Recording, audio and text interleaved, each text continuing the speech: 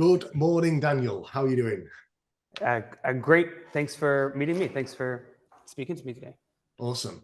So Purple Ruler, quite an interesting brand name for starters. How did you come up with that? It's easy to remember. It is actually. It is. I wish I had a better answer for you. Yeah, I thought about that. But there's no like purple ruler in your bag at school that you treasured or anything like that. No.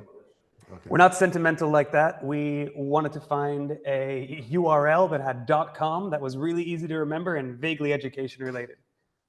Love it. Love it. Okay, so if you could just give us a quick overview of what it is you do, Daniel, how you started.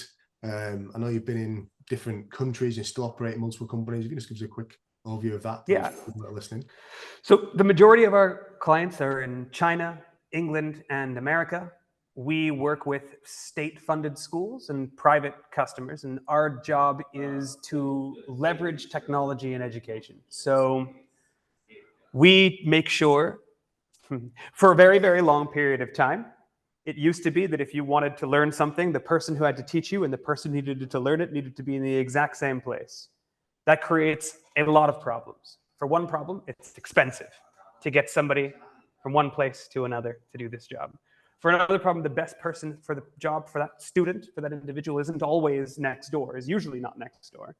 And the last problem is that it ends up becoming a self-fulfilling prophecy that if you lived in a deprived area of a country, you're going to have less access to people who are well educated and are great teachers or are passionate about what they do. And so you end up creating students who are poor, who then go on to not perform well, who then go on to serve their community not well. So what we're doing is we're able to take people from all over the world who have a passion and put them together with the people who need them the most in an area. And that's the goal of Purple Ruler. Nice. Nice. So have you always done the remote version like before the Zoom phenomenon with dare I say, COVID-19, or has that sped up the process? Yeah, we're the hipster versions of this. We were doing it way before it was cool. Right. We started in 2010 in China when there was a very, very healthy, one of the most competitive online learning industries in the world. And although it had its problems, technology-wise, customer service-wise, product delivery-wise, it has, still to this day, it has the highest standards I've ever seen. So we just took that when Xi Jinping decided that it was no longer in the government's interests to have for-profit education in the country. He made what we did illegal. So we've taken all of our resources and everything that we do, everything that we've learned, the technology that we've built, and brought it to bear in the state-funded sector here in the UK and the USA, where we are able to undercut and overperform against the competition. I like it. Better quality, lower price. Who's going to say no? Who's going to say no? Nice. More people than we'd like, actually. How do you find the difference between UK and US from a state funding perspective? What would you say the key differences are in terms of getting work and selling and getting funding and all that type of stuff? I think in America, there's a fundamental belief that market forces will produce the best result. And I think that comes with pros and cons. Obviously, it's a hyper-capitalist environment. So the barriers to entry to do a lot of things, they're very low. But the safeguards are also not there as well. So what that means, I think, is that oftentimes, on a long enough timeline, with a healthy enough competitive environment, the best price, best quality mixture wins. Mm-hmm. But in the process of getting there, there's a lot of mistakes that get made along the way, and a threshold to danger, perhaps, in terms of like children's safeguarding stuff, things like that, that we do not have an appetite for in the UK. We want the barrier to entry to be relatively high in order to make sure that citizens are safe. Mm-hmm. And that's obviously really good too. But that's what I say is the biggest difference. Nice. And what about curriculum? So are they similar in terms of US, UK? Is The US has a wide variety of curricula that they can use. Here, we work by something called exam board. So if you're taking a subject, English, math, science, whatever it is, your school will choose the exam board that you might study towards. EdXL, for example, would be a name of an exam board. In America, you have the SATs, which is going to be the nationwide standard for what you need to reach in terms of what you need to be studying towards. But in getting there, they can focus on many curricula. So their exam board's always going to be, you're going to take the SATs if you want to get into college. But beyond that, they teach largely whatever they want. There's also, bear in mind, states may have additional layers of requirements, legal requirements on top of that, or curriculum they want you to study what you can and can't teach. You should think really sometimes of America, especially in education, as a collection of countries, sometimes more so than one unified country. Yeah, it's interesting, isn't it? Because they're big enough to be separate countries as well, aren't they? They are, and they all have their own different rules. Give you an example. We're doing a public tender for Texas at the moment, and it requires us to sign ethics saying that we won't teach or will teach certain things. And one of them is that we're not supposed to teach any opinions about gun ownership. We shouldn't say guns are bad in our lessons, which is obviously pretty crazy. But yeah, I can imagine. Yeah. So thinking about from a business standpoint, then you mentioned in America, it's a lot more a capitalist type culture. Their belief is the cream will eventually rise up to the top.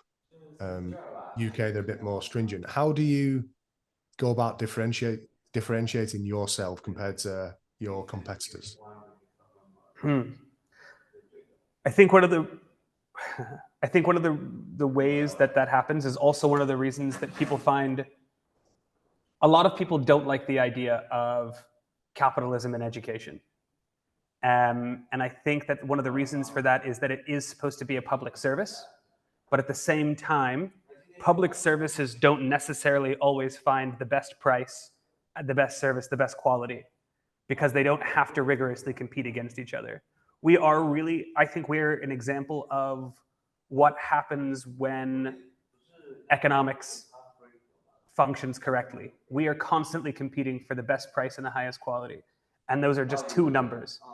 Grade increase, which is basically broken down into attainment, how much do we increase grades, and attendance, how likely are students going to want to show up to our classes. So we really do need to have amazing, interesting, incredible classes, and those classes need to raise grades, and those just show up as two numbers, attendance and attainment.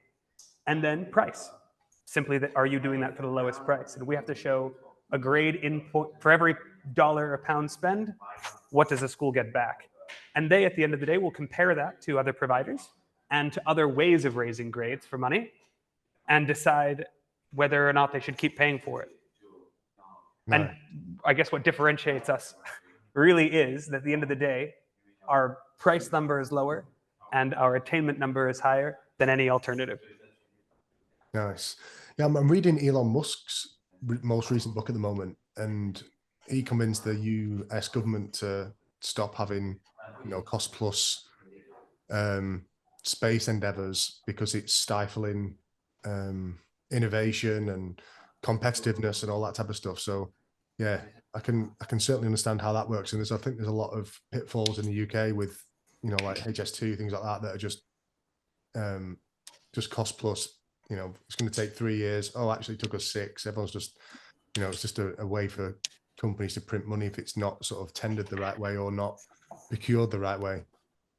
Yeah, I think that what government's job is supposed to be is in the eye of the beholder. But for me, it is that they should administer public funds. That should be their job. They should collect money, and they should put money in. They should redistribute funding. But when they actually get into the execution, they tend not to do as good a job as I think the private sector does. Yeah, nice. So from a business perspective then, if you had to start from square one, what would you do differently? Well, so many of the mistakes I made are so specific to me and the environment I'm in. I don't think I could have read about them anywhere. I wish I had made them all a little faster. But I think If you could give advice to somebody then,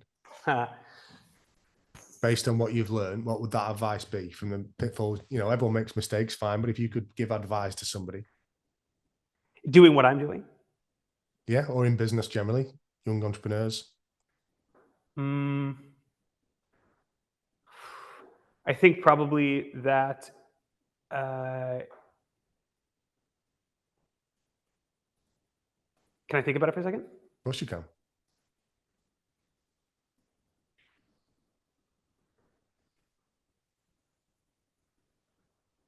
I think if you have a vision, you can't compromise on it.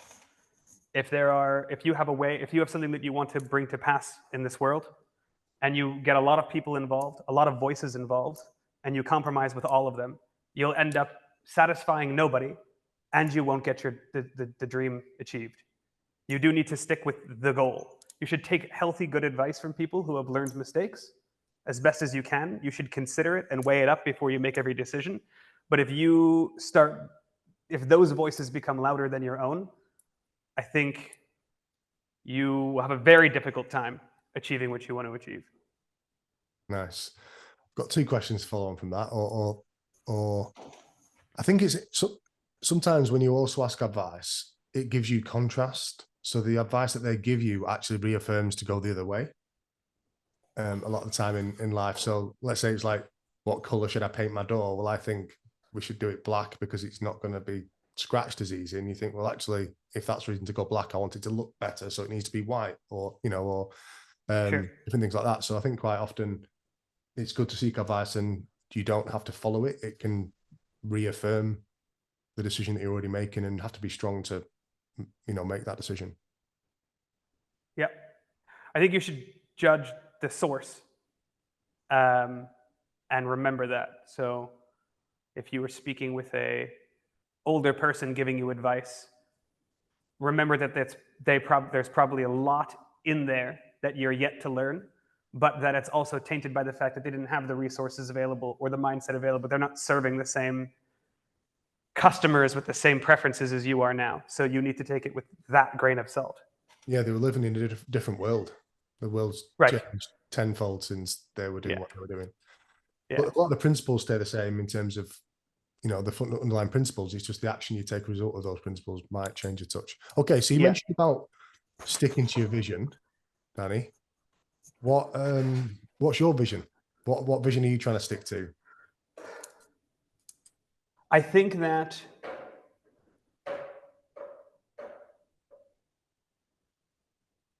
as time goes on, the current model of education doesn't work. It's becoming less and less.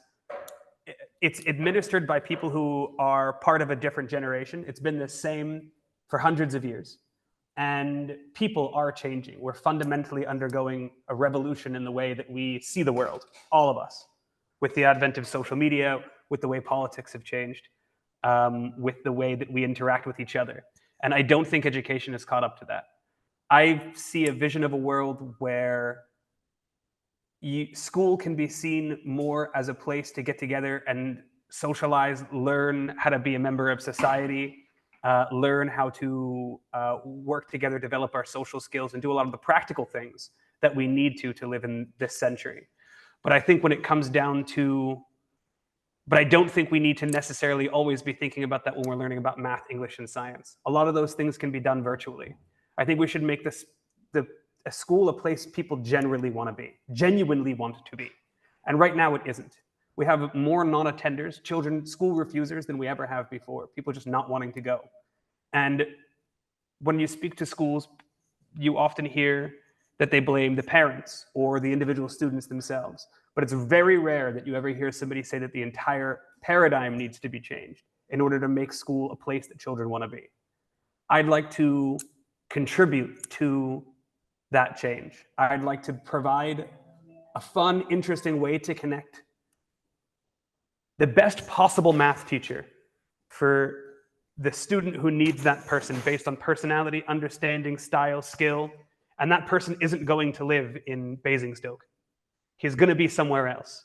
And it shouldn't just be that because of that, with all the technology that we have, that you need to choose a math teacher in Basingstoke. You should be able to have school as a place to create a community. And you should have all the other things you don't need to be purchased at the best possible price, the highest possible quality, and most tailored to you specifically as an individual. Okay. So I'm going to give you magic wand. What would be the 3 things that you would change or improve in the UK school system to make it more enjoyable or increase attendance? I would, wow. Wow. It's a tough question. I have to think about that. Can I have a second to think about it? Sure.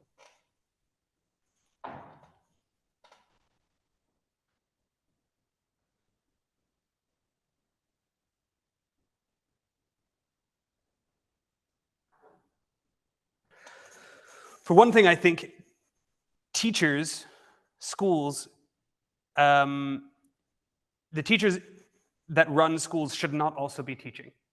They need to be, I believe, they've worked so long, they understand how school systems work, they understand how they have a vision or a goal or leadership that they want to bring to bear in their school.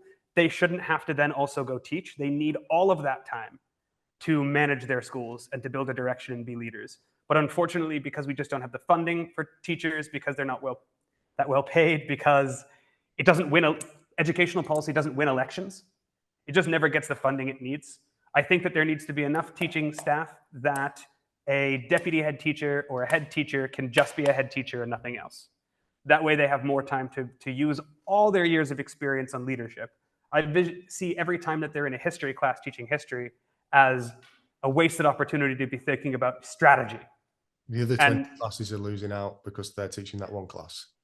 Yeah. I agree. Yes, exactly. They have a much bigger outsized impact when they are strategizing. So I think it's underfunded and teachers are overworked.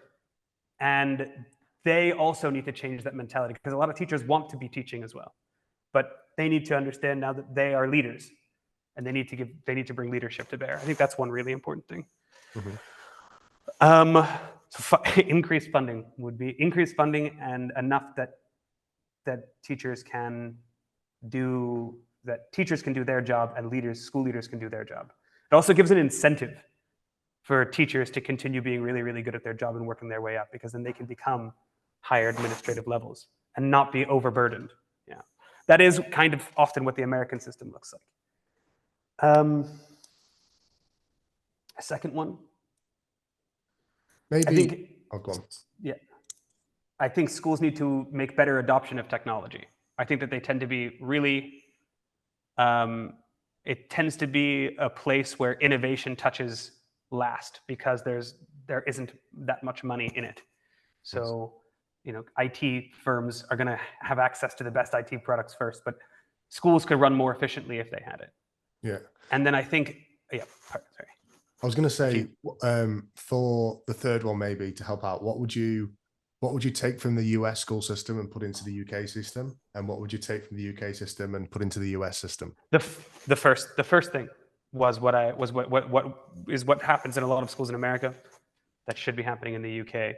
For the UK side, I think that we have safeguarding is not even a word really in America at the moment. And it's so extremely important here. We end up doing a job here where we're looking after so many different aspects of a child's life that is non-educational, like whether or not they might be facing abuse at home, or whether or not they're being well looked after. And America, it really is about their academic growth, and very often everything else is left to other arms of the government. I do think that because we spend the most time with them, we're the best people in education to often see those signs of abuse and the US system doesn't really pay as much of a focus to it. Yeah, but the third thing really would be that I think we need to put more focus into fun, interesting reasons to be at school. And we should leave a lot of the academic things, we should digitize a lot of the academic aspects of learning. But just when you said about fun and being at school, I think it's fascinating. When you're a child, you just want to be an adult. And then when you're an adult, you just want to be back at school being a child, don't you, all the time? So I wish we could put that message across to say, like, these are some good years of your life, you know, before you get into the real world. Like, make the most of it. When we first went to China, my wife started a forest school, which is an outdoor learning center. Children in China do rote learning, so they often don't have as highly developed social skills as we do here. That's very often so. A 6-year-old, 7-year-old may have very difficult time making conversation, interacting with their peers. Whereas here, I've noticed that on the whole, they tend to be more engaged, a little bit more social. So when we had them go to forest school, the Chinese students, for about half a year, where they were learning, playing with their hands, child-led learning. So essentially, we didn't really tell them what to do. We followed them and injected the curriculum where we saw them dropping a stone as an opportunity to talk about physics, rather than forcing that on them. Their ability to perform well in school in their normal classes in physics increased massively. Not for the young kids, obviously, but for them to their other areas, their language development increased rapidly. Because at this age, at this developmental age, it's not what you learn, it's often how you learn and how you develop a relationship with learning. Actually, human beings are hardwired to learn and to want to learn. And we destroy that out of them. I've got a joke question, which is, how do you find the benefits of having an office dog to team morale? Huge increase in morale. Huge increase in morale. A little annoying though. The mailman is terrified. He just kind of walks by and slides letters in now. He doesn't even stop. He does look like a terrified dog. Yeah. Okay. I want to get into some business questions, but I've got one more question about education, really. How have you found the emergence of SEN needs, and how would you compare how we deal with it in the UK to the US, and how do you think that's evolving over the, it's probably becoming more of a thing over the past 5 to 10 years than it was probably 10 years before that? Yeah, I think there's a constant need to, I think one of the fundamental issues might be that there's a fundamental need to diagnose everything in the West. And sometimes that is really valuable. It is important to give a name to learning difficulties or reason or emotional, physical, mental health issues, obviously, so that we know better how to meet those challenges. But there is a spectrum on which it's not very clear whether or not something is a special educational need or not. And that's why I think it's more about, I think we should change our thoughts on it sometimes. It's not necessarily about treating it like a disease. It's more about understanding that they're going to have a very specific, every brain is different, and every brain needs to be taught differently.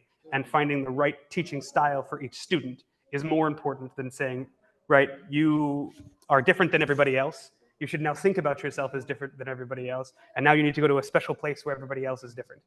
I think that is probably not always wise, which is why I think personalized education, the kind that I'm talking about, is a really, really, really valuable investment. Nice. Okay, so over to more business stuff then. You're an employer, yeah, of people, and dogs. Yes. What's been some of your big learnings as an employer over the past few years when you've been doing what you've been doing? What have I learned as an employer?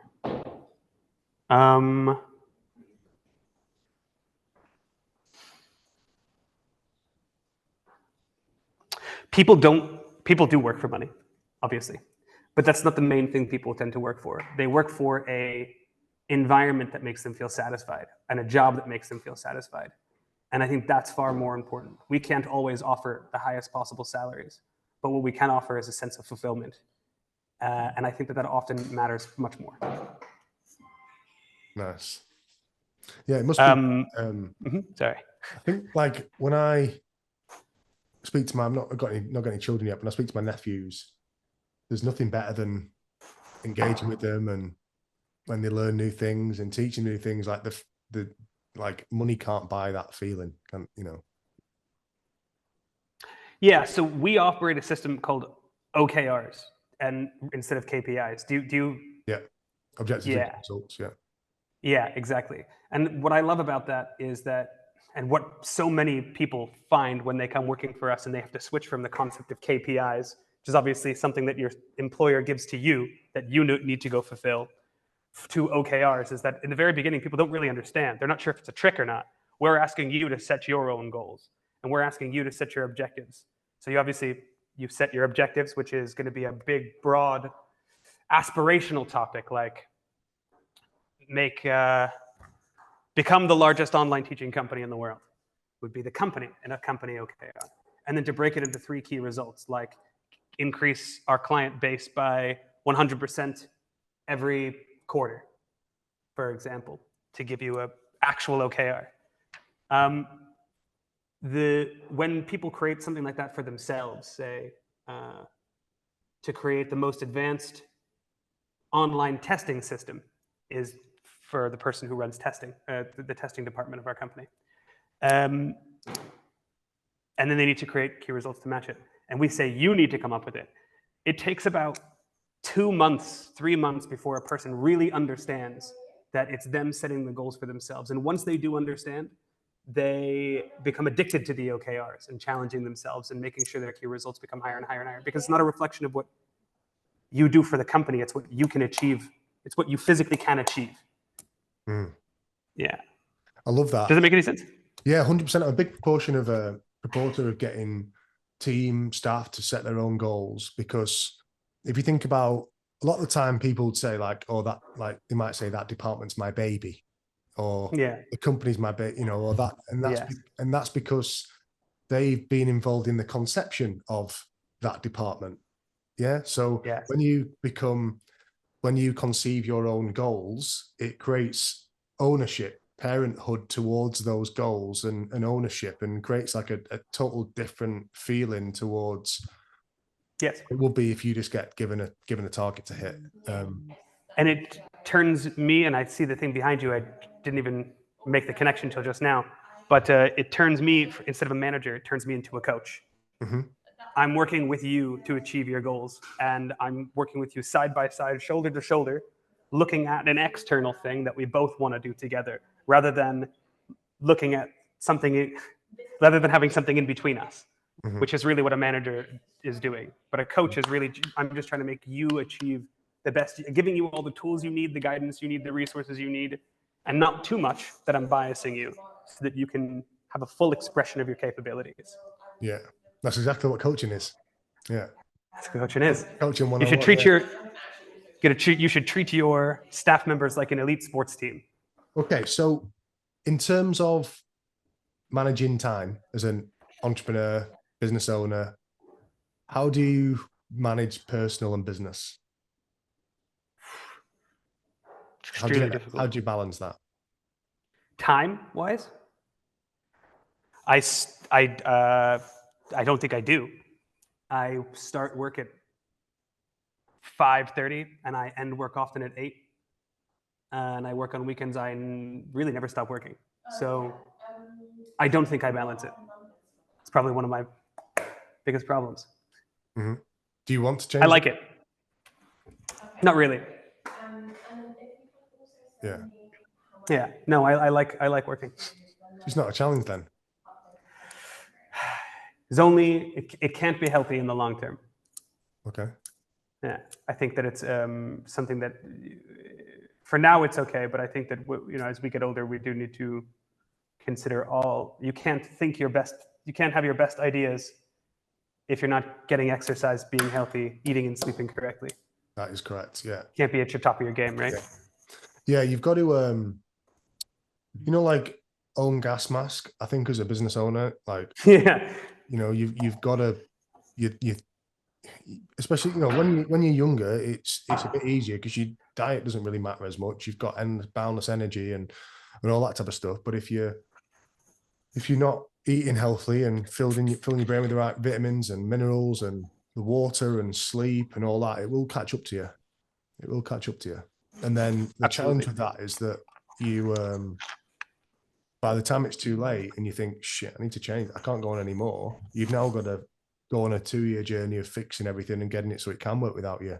And, sometimes it becomes too late. So I think you've got to try and prevent it before you need the cure and prioritize, yourself. I once worked with a coach who,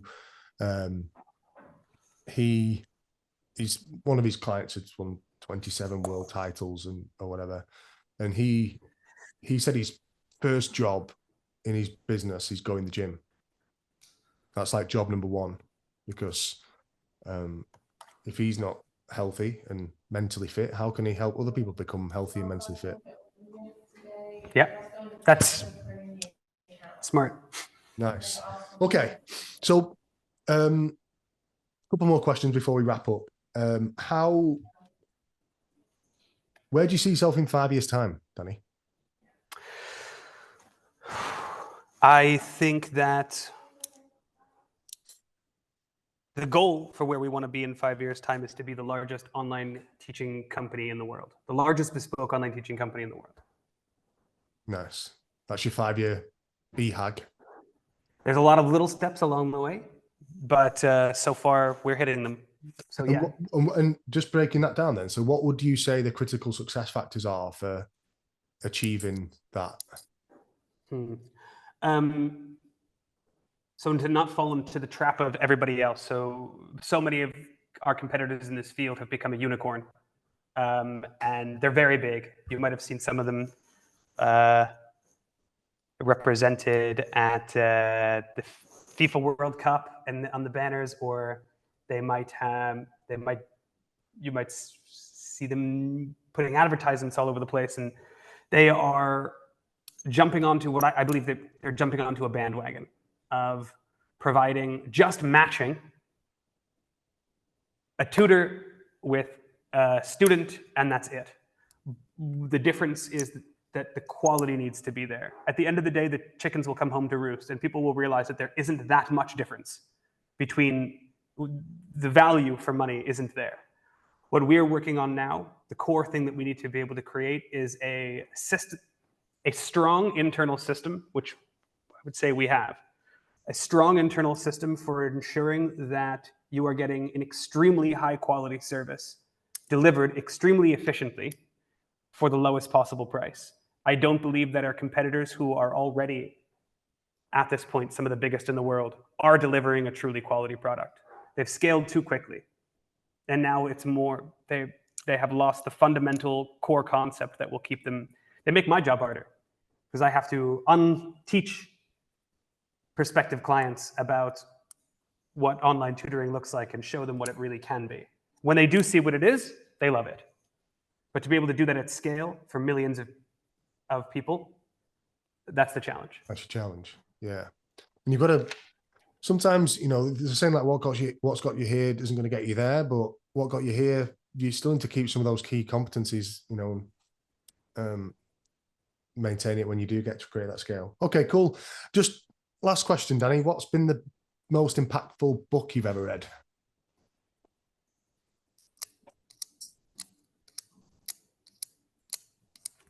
I need a second for that one. The most impactful book I ever read.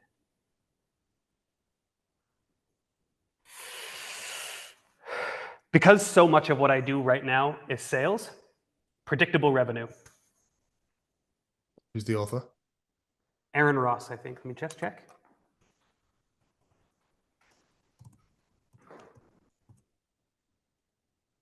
Aaron Ross and Mary Lou Tyler. Nice. And he is the guy who helped take Salesforce to the next level. Ah. And if you're starting off a business, the most important thing is revenue that you can count on. Nice. Yeah. Okay, Danny, thank you so much for your time. And I will wish you all the best for the future. Over and out. Thank you so much. And now what happens? Oh, hang on a second. Cut that out. I'm just going to start recording again so people can get in touch with you. Oh, yeah, sure. Okay, so back on.